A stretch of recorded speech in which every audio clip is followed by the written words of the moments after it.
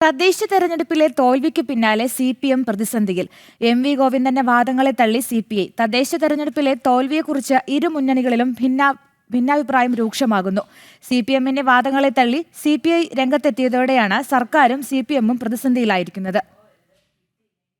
തദ്ദേശ തിരഞ്ഞെടുപ്പിലെ തോൽവിയിൽ CPMും നേതാക്കളും ന്യായീകരണം നടത്തി തടിയൂരാൻ ശ്രമിക്കുന്നുണ്ടെങ്കിലും CPI തോൽവിയുടെ കാരണം വ്യക്തമാക്കിയതോടെ പ്രതിസന്ധിയിലായിരിക്കുകയാണ് CPM സംസ്ഥാന സെക്രട്ടറിയും കൂട്ടരും.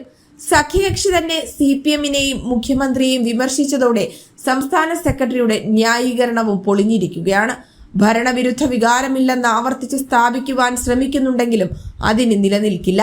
തോൽവിക്ക് കാരണം CPM മാത്രമല്ല, മുഖ്യമന്ത്രിയുടെ ഏകാധിപത്യ ഭരണം വഴിവെച്ചുവെന്ന് കുറ്റപ്പെടുത്തുമ്പോൾ ഇരു പാർട്ടികളും തമ്മിൽ ഭിന്നാഭിപ്രായമുണ്ടെന്നുകൂടി വ്യക്തമാകുന്നു.